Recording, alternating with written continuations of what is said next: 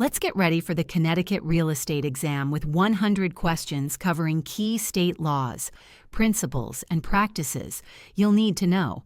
And keep an eye on the bottom corner. There's something there that could make a big difference in your prep. We'll tell you how to use it in just a minute. Now, let's get started.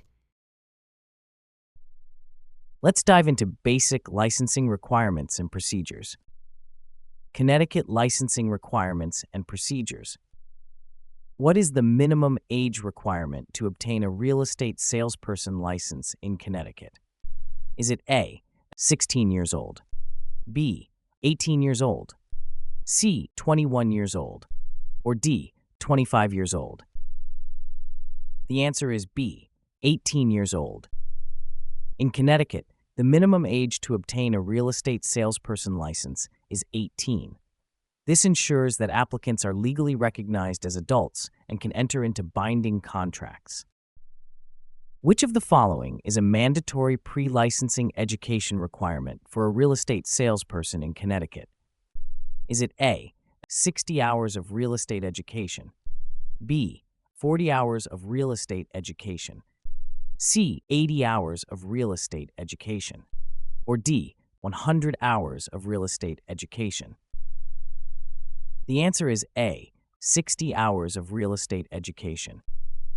Connecticut requires 60 hours of pre-licensing education for real estate salespersons to ensure they have foundational knowledge of real estate principles and practices. Have you noticed the code in the bottom corner? Next time you're stumped, take that code to birdsy.ai for immediate help and a free study session with Birdsy, your personal AI study partner.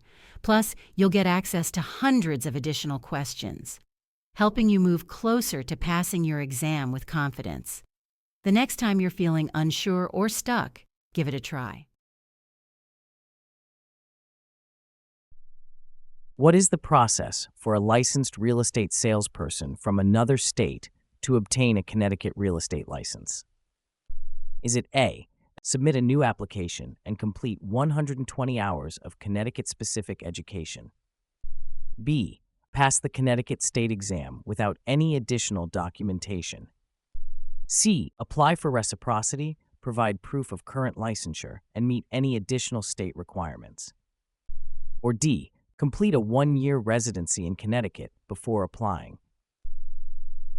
The answer is C, apply for reciprocity, provide proof of current licensure, and meet any additional state requirements. A licensed real estate salesperson from another state must apply for a Connecticut license through reciprocity, submit proof of their current license, and possibly complete additional education or exams as required by Connecticut regulations.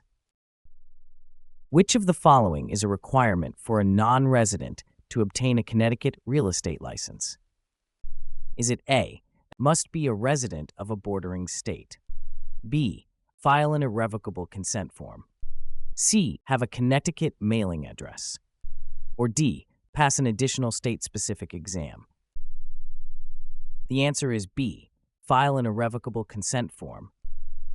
Non-residents must file an irrevocable consent form, agreeing to legal proceedings in Connecticut. This ensures they can be held accountable under Connecticut law despite living elsewhere. Continuing education requirements. What is the minimum number of continuing education hours required for real estate license renewal in Connecticut? Is it A, 6 hours, B, 12 hours, C, 15 hours, or D, 18 hours? The answer is B, 12 hours. Connecticut requires real estate licensees to complete 12 hours of continuing education every 2 years to ensure they stay updated with industry standards and regulations. Which of the following topics is mandatory for continuing education in Connecticut real estate? Is it A, environmental issues, B, property management, C, fair housing, or D, marketing strategies? The answer is C, fair housing. Connecticut requires a mandatory course on fair housing as part of the continuing education curriculum to ensure compliance with anti-discrimination laws. How often must a Connecticut real estate licensee renew their license with completed continuing education?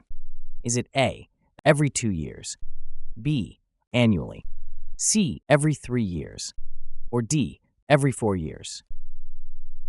The answer is A, every 2 years. Connecticut real estate licenses must be renewed every 2 years. Licensees must complete the required continuing education hours within this period to maintain active status. What is the consequence of failing to complete the required continuing education before the license renewal date in Connecticut? Is it A, a fine is imposed, B, license suspension, C, mandatory retake of the licensing exam, or D, license becomes inactive? The answer is D, license becomes inactive. Failing to complete continuing education by the renewal date results in license inactivation, preventing the licensee from legally practicing real estate until requirements are met. Let's continue with Connecticut real estate laws and regulations. Connecticut-Specific fair housing laws. What is a unique requirement under Connecticut-Specific fair housing laws compared to federal laws? Is it A, protection based on national origin, B, protection based on disability, C, protection based on lawful source of income, or D, protection based on sex? The answer is C, protection based on lawful source of income. Connecticut fair housing laws include protections based on lawful source of income, which is not covered under federal fair housing laws. This ensures tenants cannot be discriminated against for using housing vouchers. Which agency enforces fair housing laws in Connecticut? Is it A, Department of Housing and Urban Development, B, Connecticut Commission on Human Rights and Opportunities, C, Federal Housing Administration, or D, Connecticut Housing Finance Authority? The answer is B, Connecticut Commission on Human Rights and Opportunities. The Connecticut Commission on Human Rights and Opportunities is responsible for enforcing fair housing laws within the state, handling complaints, and ensuring compliance. Under Connecticut fair housing laws, which group is specifically protected that might not be under federal law? Is it A, sexual orientation, B, race, C, gender identity, or D, religion? The answer is A, sexual orientation. Connecticut law includes protection based on sexual orientation, which is not explicitly covered under federal fair housing laws, offering broader protection within the state. What is the consequence for a landlord in Connecticut if they are found guilty of housing discrimination? Is it A, mandatory community service, B, loss of rental license, C, imprisonment, or D, fines and training? The answer is D, fines and training. If found guilty of housing discrimination, landlords in Connecticut may face fines, penalties, required training, and possibly damages to the victim, as enforced by the CHRO. Which of the following is a prohibited practice under Connecticut fair housing laws? Is it A, steering, B, advertising, C, offering discounts, or D, providing amenities? The answer is A, steering. Steering, or guiding prospective buyers or renters to certain neighborhoods based on race or other protected classes, is prohibited under Connecticut fair housing laws. Which of the following is a specific protection under Connecticut's fair housing laws that extends beyond federal requirements? Is it A, race, B, national origin, C, gender identity or expression, or D, religion? The answer is C, gender identity or expression. Connecticut fair housing laws specifically include protections for gender identity or expression, which may not be explicitly covered under federal laws. This reflects Connecticut's broader approach to anti-discrimination.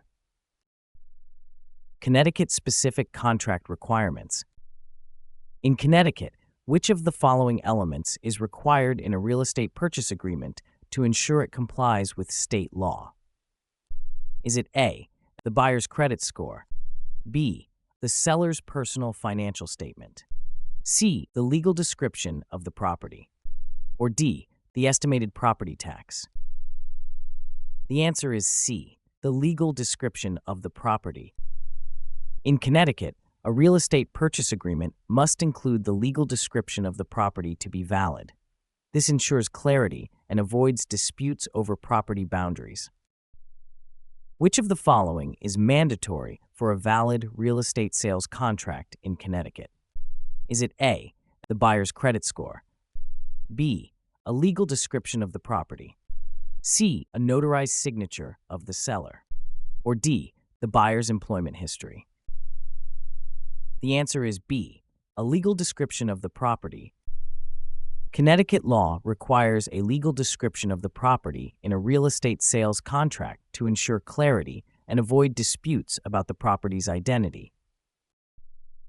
In Connecticut, what is the maximum amount of security deposit a landlord can require from a tenant under a residential lease? Is it A, 1 month's rent, B, 1.5 months' rent, C, 2 months' rent, or D, 3 months' rent? The answer is C, 2 months' rent. Connecticut limits the security deposit to 2 months' rent for tenants under 62 and 1 month's for those 62 and older to protect tenants from excessive upfront costs. What must be included in a Connecticut real estate contract to ensure it is enforceable under the statute of frauds? Is it A, a witness signature, B, a clause detailing property taxes, C, a notarized document, or D, a written and signed agreement? The answer is D, a written and signed agreement. The statute of frauds in Connecticut mandates that real estate contracts be in writing and signed by the party to be charged to be enforceable. Under Connecticut law, what is the maximum time frame for a buyer to cancel a contract for the purchase of a condominium after receiving the public offering statement? Is it A, 15 days, B, 10 days, C, 5 days, or D, 30 days? The answer is A, 15 days. Connecticut law allows a buyer to cancel a condominium purchase contract within 15 days after receiving the public offering statement, providing protection and time for informed decision-making. If you're finding this helpful, please take a minute to like this video and subscribe to our channel for more practice exams, useful tips, and complimentary study sessions with Birdsy. What is required for a real estate broker to legally enforce a commission agreement in Connecticut? Is it A, an oral agreement with the seller, B, a written agreement signed by the party to be charged, C, a verbal confirmation from the buyer, or D, an email correspondence with the client? The answer is B, a written agreement signed by the party to be charged. In Connecticut, a real estate broker must have a written agreement signed by the party to be charged to enforce a commission agreement. This ensures clarity and legality in commission claims. Overview of Connecticut real estate statutes. What is the primary purpose of the Connecticut Real Estate Commission? Is it A, to oversee licensing and ensure compliance with state laws and regulations, B, to set property tax rates across Connecticut, C, to provide legal representation for real estate agents, or D, to establish construction codes for residential buildings? The answer is A, to oversee licensing and ensure compliance with state laws and regulations. The Connecticut Real Estate Commission oversees licensing and ensures compliance with state laws and regulations. It protects public interest by regulating real estate practices and enforcing disciplinary actions when necessary.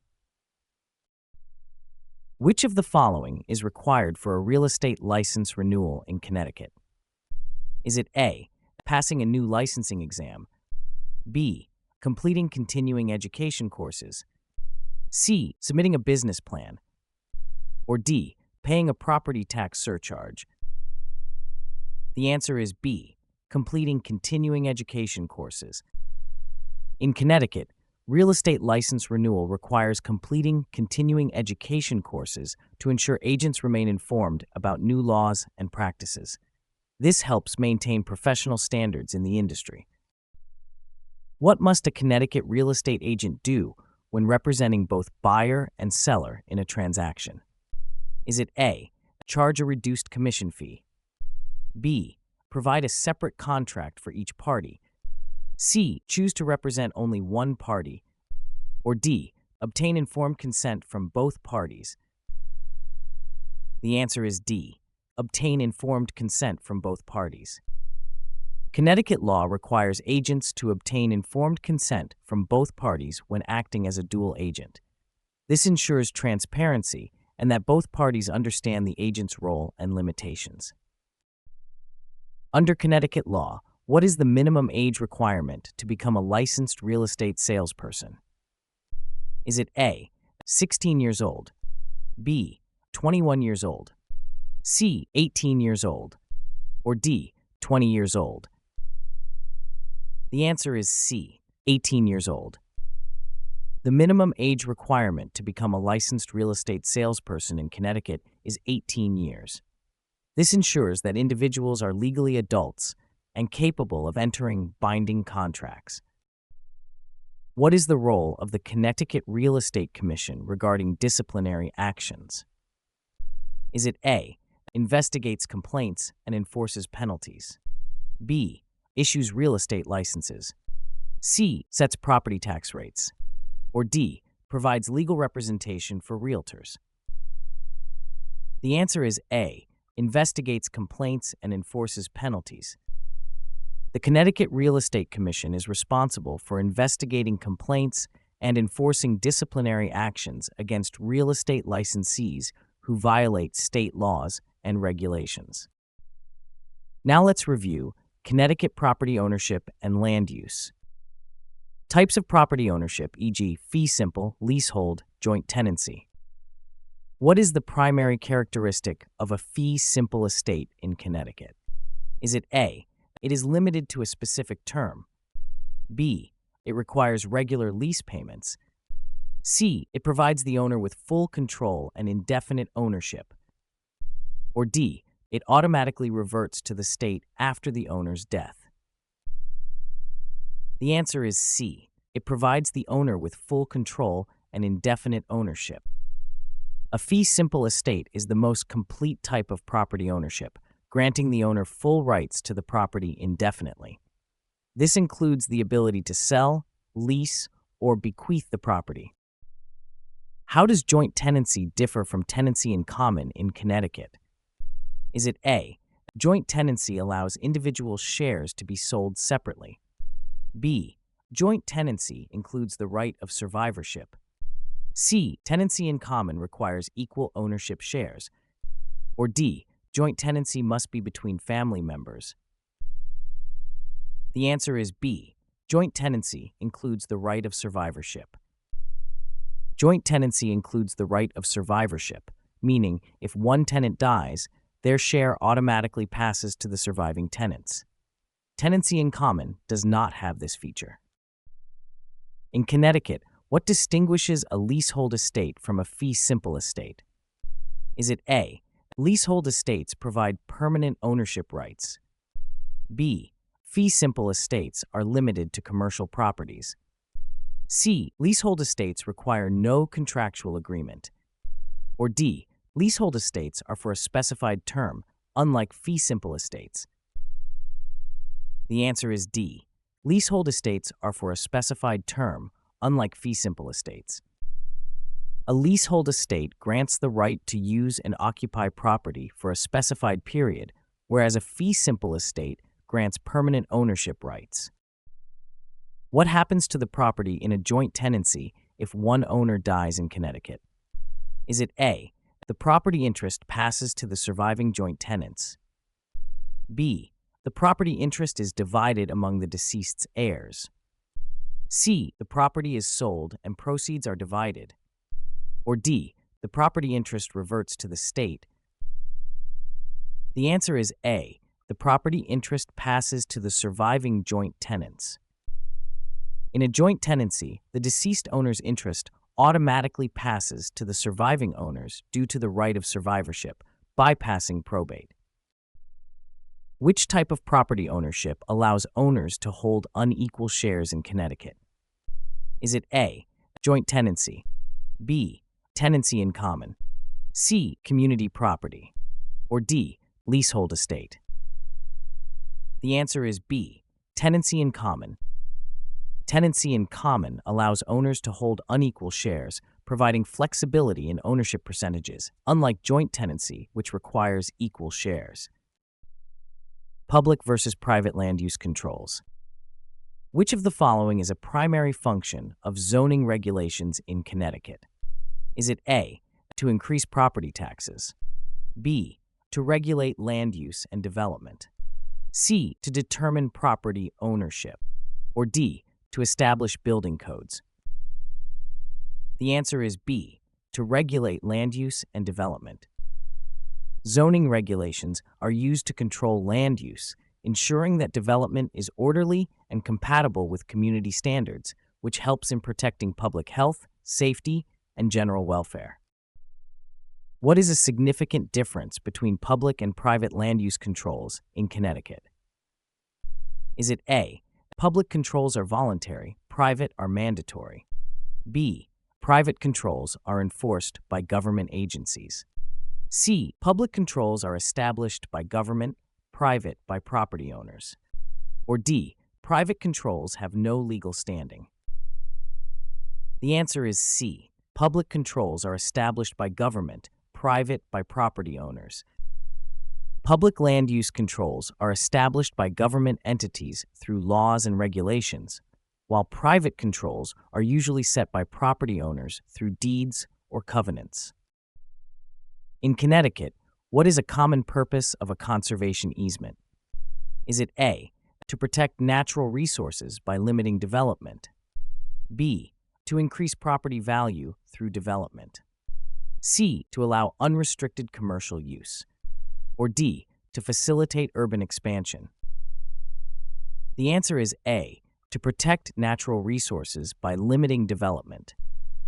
Conservation easements are used to protect natural resources by restricting development on a property, ensuring that the land remains in its natural state for future generations. Which entity typically enforces zoning regulations in Connecticut? Is it A, state government, B, federal government, C, property owners, or D, local municipal government?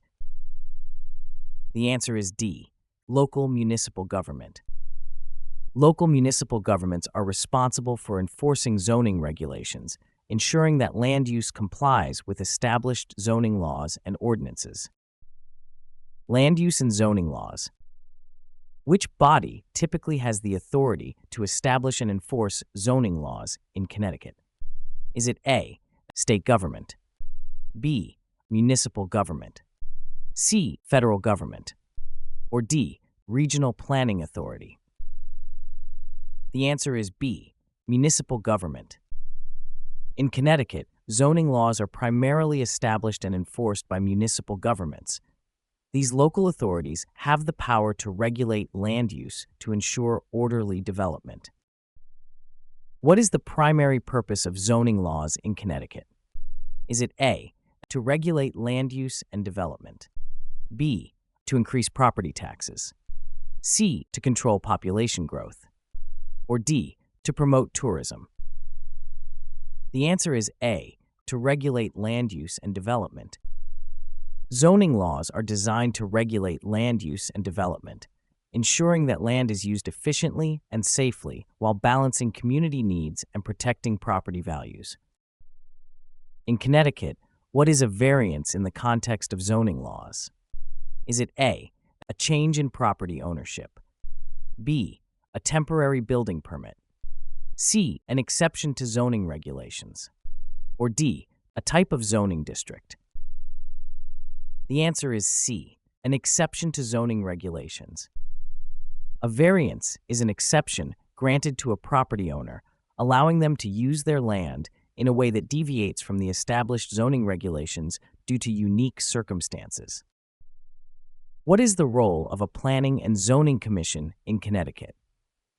Is it A, to manage state parks, B, to collect property taxes, C, to enforce building codes, or D, to review and approve land use proposals? The answer is D, to review and approve land use proposals. The Planning and Zoning Commission is responsible for developing comprehensive plans, reviewing development proposals, and ensuring that community growth aligns with zoning regulations and public interests. Stuck on a question? Just think of the Birdsy link in the description as your friendly neighborhood superhero, swooping in to save the day with answers. Feel free to explore it now and return to continue.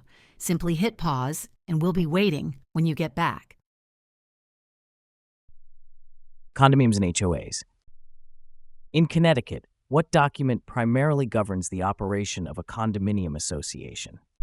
Is it A, B, Articles of Incorporation, C, Declaration, or D, Rules and Regulations? The answer is C, Declaration. The Declaration is the primary document that outlines the rules, responsibilities, and organizational structure of a condominium association in Connecticut. It is legally binding and must be followed by all unit owners. Which of the following is a responsibility of a Connecticut homeowners association? Is it A, maintaining common areas, B, paying individual property taxes, C, enforcing state building codes, or D, providing private security services? The answer is A, maintaining common areas.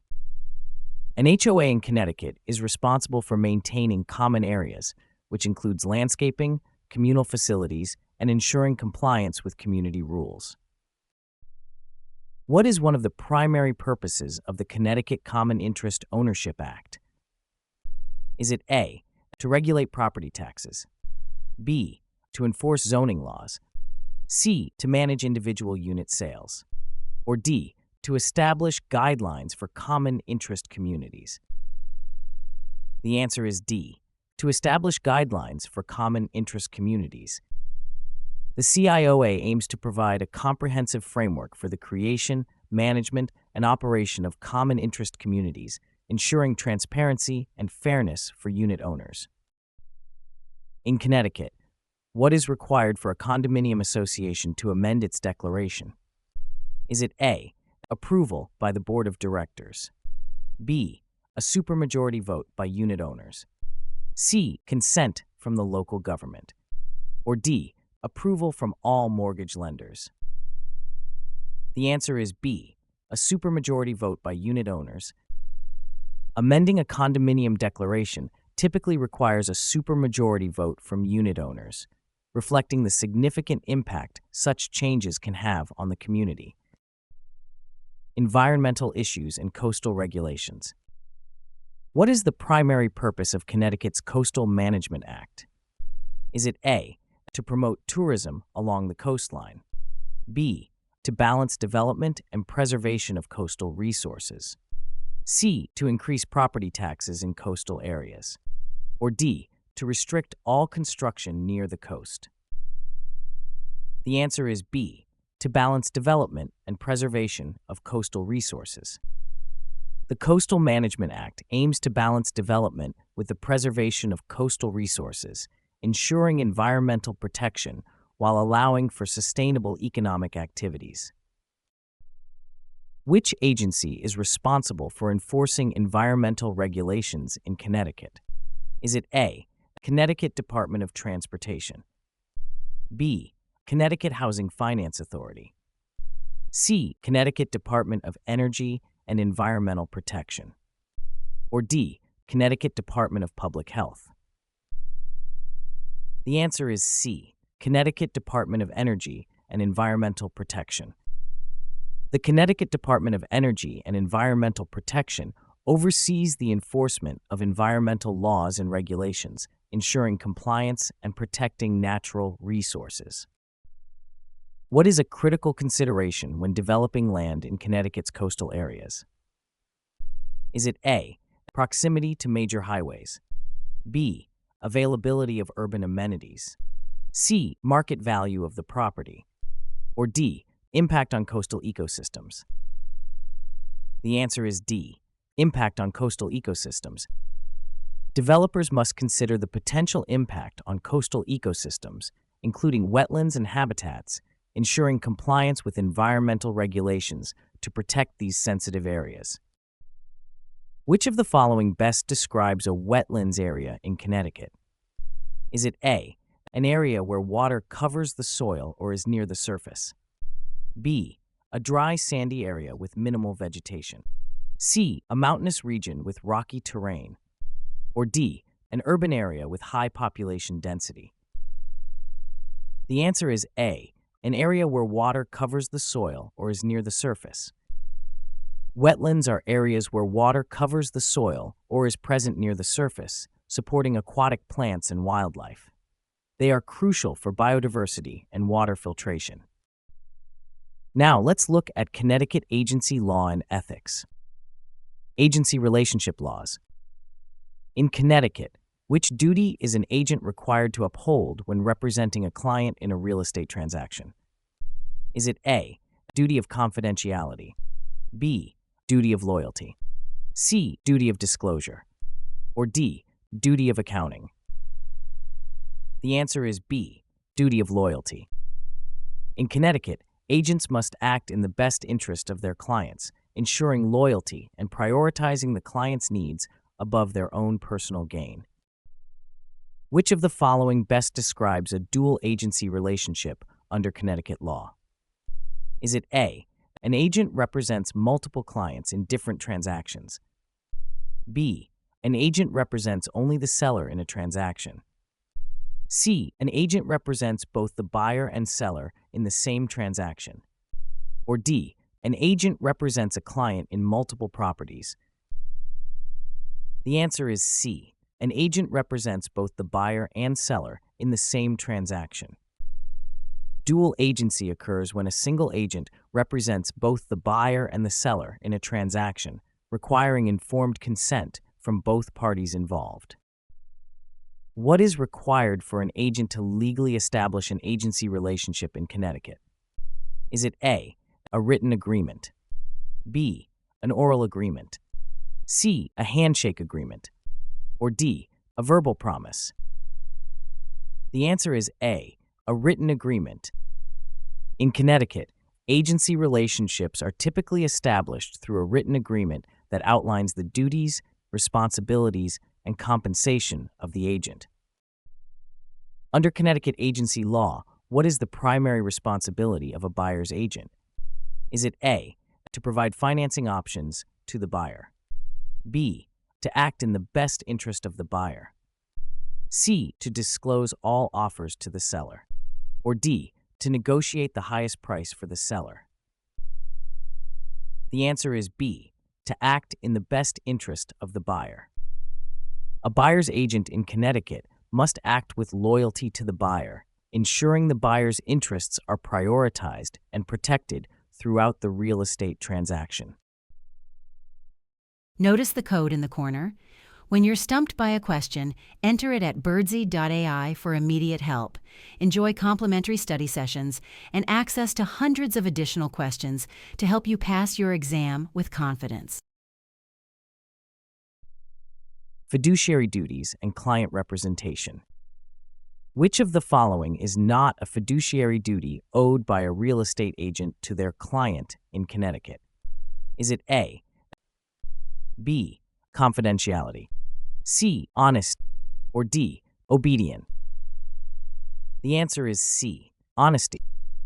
Fiduciary duties in Connecticut include loyalty, obedience, disclosure, confidentiality, and accounting. Honesty is a general duty owed to all parties, not specifically a fiduciary duty to the client. In Connecticut, what is the primary fiduciary duty that requires an agent to prioritize the interests of the client above all others? Is it A, loyalty, B, disclosure, C, accounting, or D, confidentiality? The answer is A, loyalty. The duty of loyalty mandates that agents prioritize their clients' interests above their own or others, ensuring no conflict of interest arises. What fiduciary duty might be compromised if a real estate agent in Connecticut shares a client's financial situation with a potential buyer? Is it A, accounting, B, loyalty, C, obedience, or D, confidentiality? The answer is D, confidentiality. Confidentiality is compromised when an agent discloses a client's financial situation without consent, as it requires keeping personal information private. In Connecticut, which fiduciary duty requires a real estate agent to follow all lawful instructions given by their client? Is it A, loyalty, B, obedient, C, disclosure, or D, confidentiality? The answer is B, obedient. The duty of obedience requires agents to follow the client's lawful instructions, ensuring actions align with the client's goals and legal parameters. Connecticut Ethics Guidelines and Enforcement. What is the primary purpose of the Connecticut Real Estate Commission's Code of Ethics? Is it A, to increase real estate sales, B, to ensure professionalism and integrity, C, to regulate commission rates, or D, to establish real estate pricing? The answer is B, to ensure professionalism and integrity. The Code of Ethics aims to maintain high standards of professionalism and integrity among real estate professionals, ensuring public trust and fair practices in real estate transactions.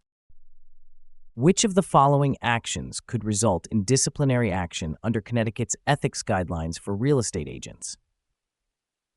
Is it A, promptly returning client calls, B, accurately disclosing property defects, C, providing misleading information, or D, offering competitive commission rates? The answer is C, providing misleading information. Providing misleading information during a transaction violates ethical guidelines, potentially leading to disciplinary actions such as fines or license revocation. How often must Connecticut real estate agents complete ethics training as part of their continuing education requirements? Is it A, every 2 years, B, annually, C, every 3 years, or D, every 5 years? The answer is A, every 2 years. Connecticut real estate agents are required to complete ethics training every 2 years to maintain their license and ensure ongoing adherence to ethical standards. What is one potential consequence for a Connecticut real estate agent found guilty of an ethics violation? Is it A, mandatory ethics seminar attendance, B, increased commission rates, C, additional paperwork requirements, or D, license suspension? The answer is D, license suspension. A guilty finding in an ethics violation can lead to license suspension, impacting the agent's ability to legally practice real estate in Connecticut. Let's review Connecticut property valuation. Basic principles of property valuation. What is the primary purpose of the cost approach in property valuation? Is it A, to estimate the value based on the cost to replace or reproduce the property, B, to compare the property with recently sold similar properties, C, to calculate the income potential of the property, or D, to assess the historical value of the property? The answer is A, to estimate the value based on the cost to replace or reproduce the property. The cost approach estimates the value of a property by determining the cost to replace or reproduce it minus depreciation plus land value. This is useful for new or unique properties. Which principle of property valuation is based on the idea that a property's value is influenced by its surroundings? Is it A, principle of substitution, B, principle of externalities, C, principle of highest and best use, or D, principle of anticipation? The answer is B, principle of externalities. The principle of externalities suggests that outside factors, such as neighborhood quality and nearby amenities, can significantly impact a property's value, either positively or negatively. In Connecticut property valuation, what does the principle of substitution imply? Is it A, the value is based on future income potential? B, the value is determined by the property's unique features? C, the value is limited by the cost of acquiring an equivalent property? Or D, the value is influenced by the property's historical significance? The answer is C, the value is limited by the cost of acquiring an equivalent property. The principle of substitution implies that a property's value is set by the cost of acquiring an equally desirable substitute property. Buyers will not pay more than the cost of a similar property. How does the principle of highest and best use affect property valuation? Is it A, it identifies the most profitable legal use of the property? B, it focuses on the historical value of the property? C, it evaluates the property's potential for renovation? Or D, it assesses the property's current market demand? The answer is A, it identifies the most profitable legal use of the property. The principle of highest and best use determines the most profitable use of a property, which can significantly impact its valuation. It considers legal, physical, and financial feasibility. Sales comparison, cost, and income approaches. Which approach to property valuation is most appropriate for assessing the value of a single-family home in Connecticut? Is it A, sales comparison approach, B, cost approach, C, income approach, or D, market approach? The answer is A, sales comparison approach. The sales comparison approach is typically used for residential properties like single-family homes. It involves comparing the subject property to similar properties that have recently sold in the area. In the cost approach, what is the term for the loss in value due to physical deterioration, functional obsolescence, or external factors? Is it A, appreciation, B, capitalization, C, depreciation, or D, amortization? The answer is C, depreciation. Depreciation in the cost approach accounts for physical wear and tear, outdated features, or external factors that reduce a property's value.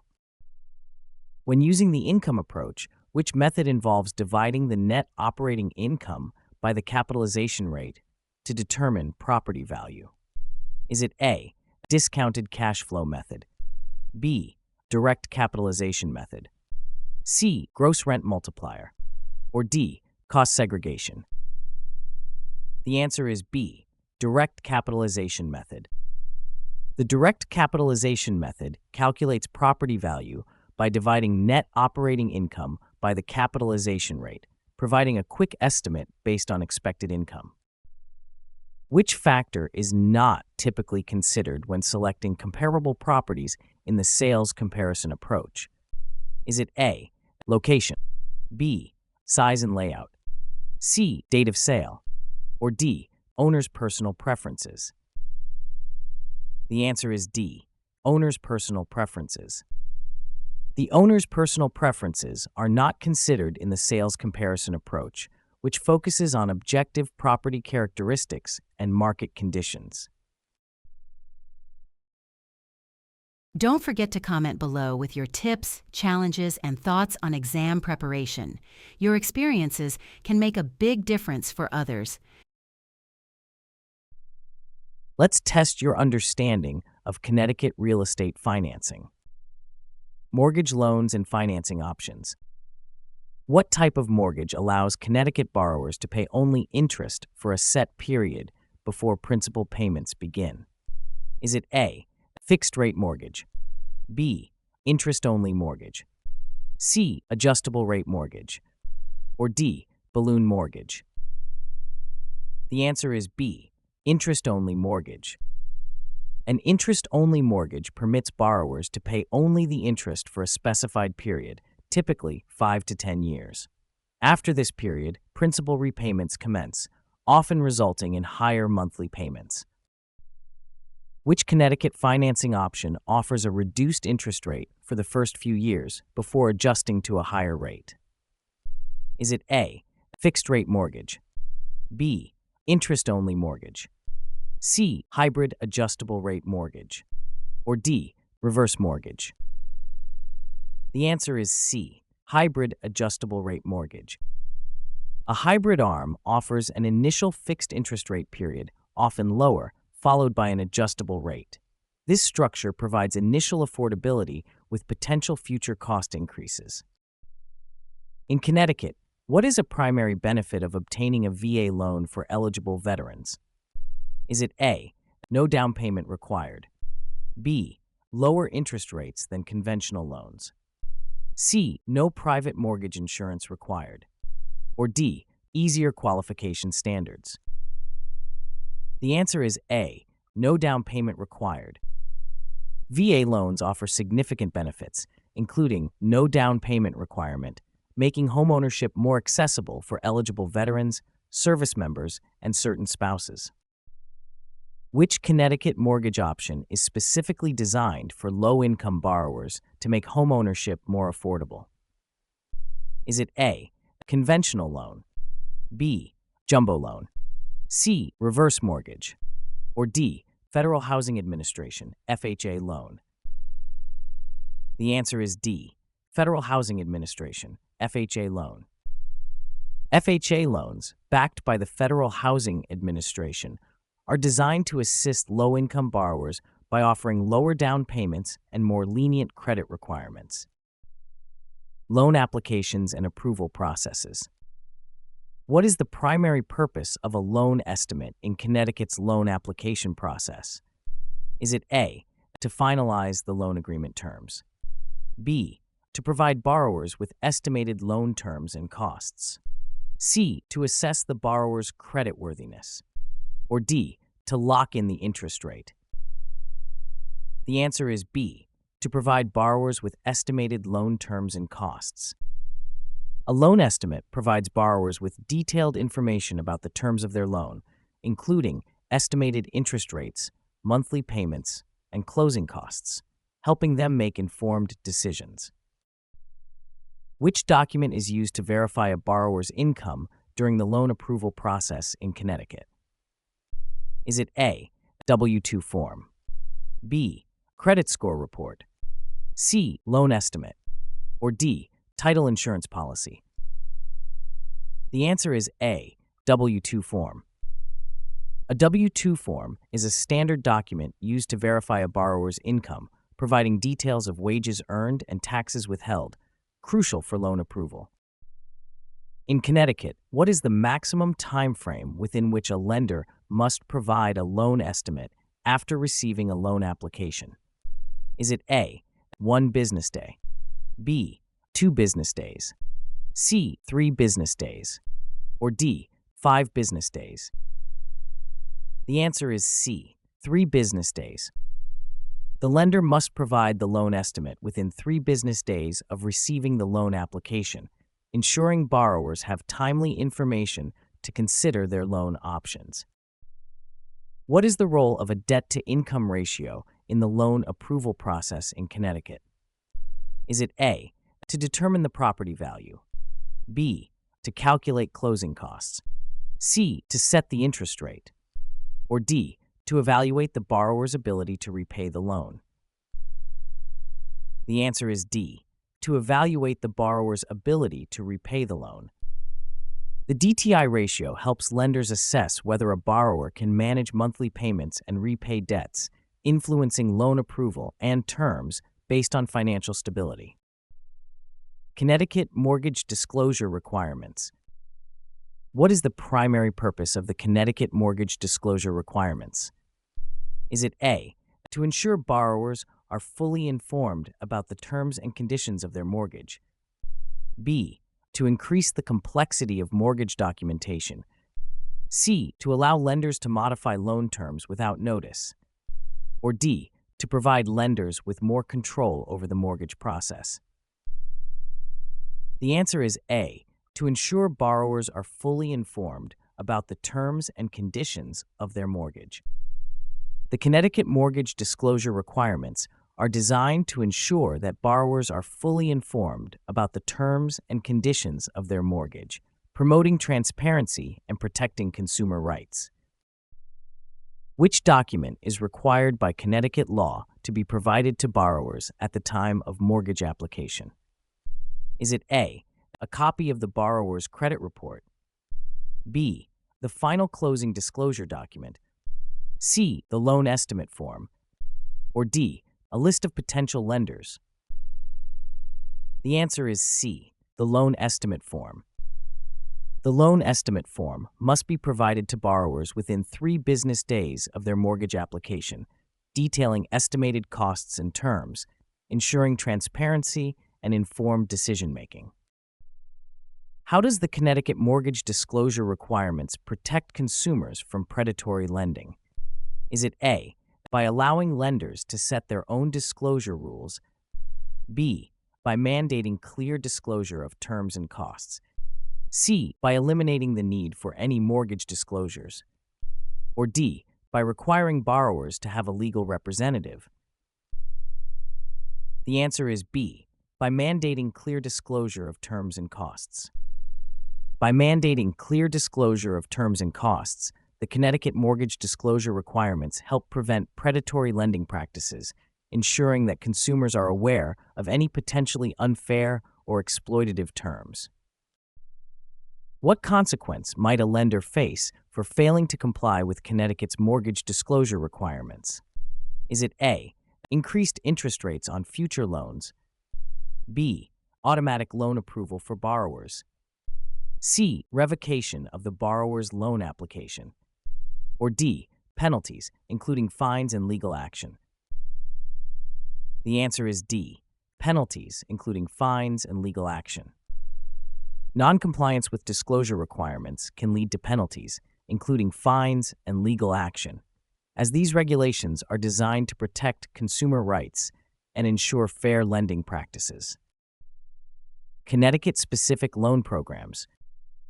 What is the primary purpose of the Connecticut Housing Finance Authority loan programs? Is it A, to offer affordable homeownership options to low to moderate income families, B, to provide loans exclusively for luxury housing, C, to encourage real estate investments by corporations, or D, to support the construction of commercial properties? The answer is A, to offer affordable homeownership options to low to moderate income families. The CHFA loan programs are designed to make homeownership more affordable for low to moderate income families by offering reduced interest rates and down payment assistance. Which of the following is a feature of the Connecticut Down Payment Assistance Program? Is it A, provides grants that do not need to be repaid, B, offers low-interest loans for down payments, C, requires no income verification, or D, is available to all homebuyers regardless of income? The answer is B, offers low-interest loans for down payments. The Connecticut Down Payment Assistance Program offers low-interest loans to help with down payments, making it easier for first-time homebuyers to afford a home. How does the Connecticut Energy Efficiency Loan Program benefit homeowners? Is it A, by offering grants for new construction, B, by reducing property taxes, C, by providing free energy audits, or D, by financing energy efficiency improvements? The answer is D, by financing energy efficiency improvements. This program provides financing for energy efficiency improvements, helping homeowners reduce energy costs and increase property value by investing in energy-saving upgrades. What distinguishes the Connecticut Homeownership Program for public housing residents? Is it A, it is available to all Connecticut residents, B, it requires a high credit score for eligibility, C, it provides financial education and counseling, or D, It guarantees loan approval for all applicants. The answer is C. It provides financial education and counseling. This program is tailored to help public housing residents transition to homeownership by offering financial education, counseling, and favorable loan terms. Connecticut Housing Finance Authority. What is the primary purpose of the Connecticut Housing Finance Authority? Is it A, to provide affordable housing options, B, to regulate real estate agents, C, to manage public transportation funding, or D, to oversee environmental protection laws? The answer is A, to provide affordable housing options. The CHFA aims to provide affordable housing options by offering low-interest loans and financial assistance to eligible homebuyers and renters, supporting homeownership and rental opportunities for low and moderate-income residents. Which type of loan is primarily offered by CHFA to assist first-time homebuyers in Connecticut? Is it A, adjustable-rate mortgages, B, fixed-rate mortgages, C, balloon payment loans, or D, interest-only loans? The answer is B, fixed-rate mortgages. CHFA offers low-interest fixed-rate mortgages to first-time homebuyers, helping those who qualify to purchase homes with more favorable terms than conventional loans.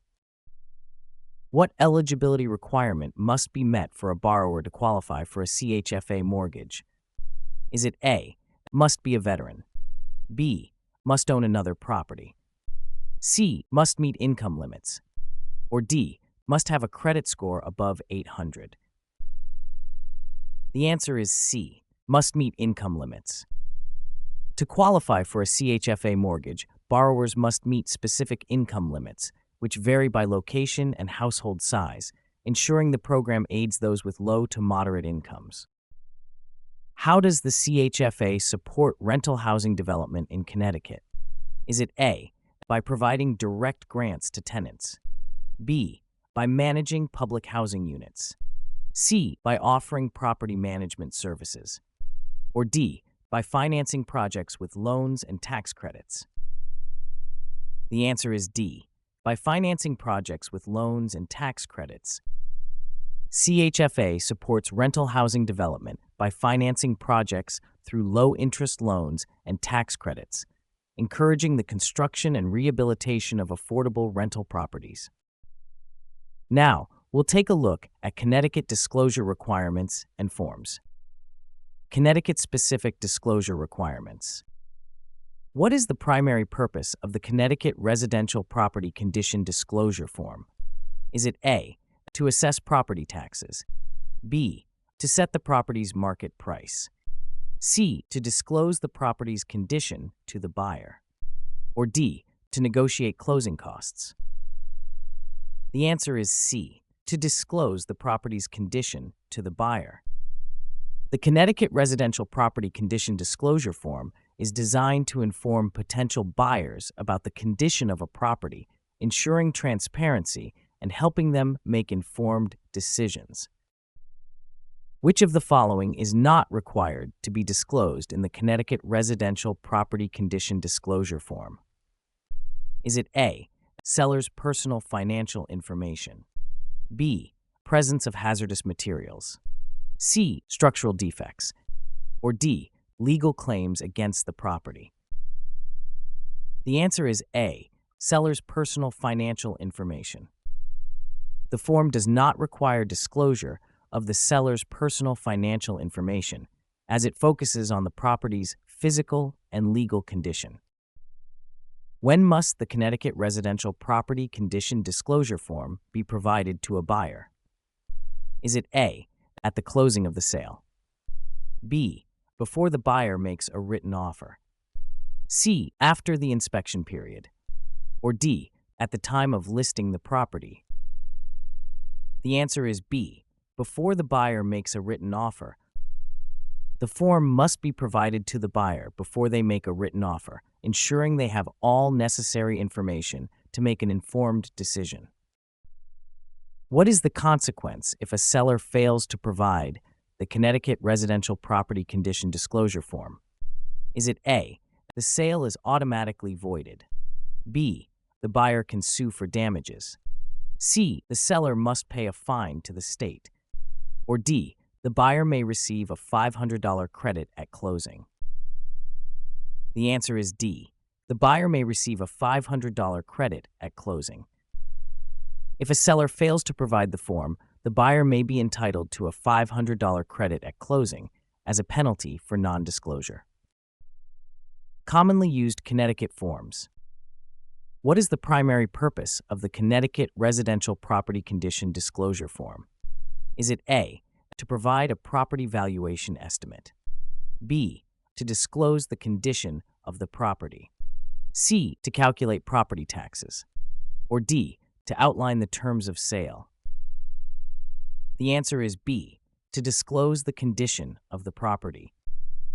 The Connecticut Residential Property Condition Disclosure Form is designed to inform buyers about the property's condition, ensuring transparency and helping buyers make informed decisions. Which form is used in Connecticut to disclose lead-based paint hazards in homes built before 1978? Is it A, Residential Property Condition Disclosure Form? B, Seller's Net Sheet? C, Lead-Based Paint Disclosure Form? Or D, Purchase Agreement? The answer is C, Lead-Based Paint Disclosure Form. The Lead-Based Paint Disclosure Form is required for homes built before 1978 to inform buyers of potential lead-based paint hazards. What is the consequence for a seller in Connecticut if they fail to provide the Residential Property Condition Disclosure Report? Is it A, the sale is automatically voided? B, the buyer must pay a penalty? C, the seller is fined $1,000? Or D, the seller provides a $500 credit to the buyer? The answer is D. The seller provides a $500 credit to the buyer. If a seller fails to provide this disclosure, they may be liable for a $500 credit to the buyer at closing, ensuring compliance with disclosure laws. Which of the following is not typically included in the Connecticut Residential Property Condition Disclosure Form? Is it A, property appraisal? B, presence of asbestos? C, roof condition? Or D, water supply issues? The answer is A, property appraisal. A property appraisal is not included in the disclosure form, which focuses on known property defects and conditions rather than valuation details. Specific procedures for transactions. What is the primary purpose of the Connecticut Residential Property Condition Disclosure Form? Is it A, to estimate the property value? B, to disclose the current condition of the property? C, to determine the buyer's financing options? Or D, to list the property's past owners? The answer is B, to disclose the current condition of the property. The Connecticut Residential Property Condition Disclosure Form is designed to inform potential buyers about the condition of the property, ensuring they have all necessary information before making a purchase decision.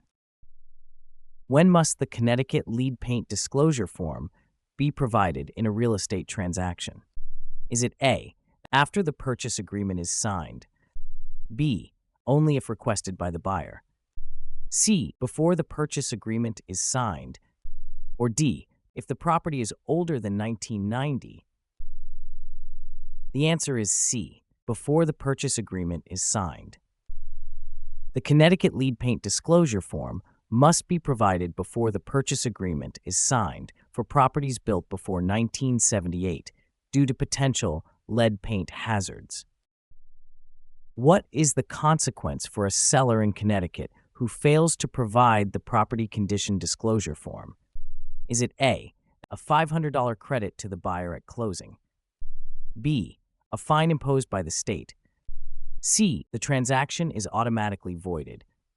Or D, no consequence if the buyer waives it?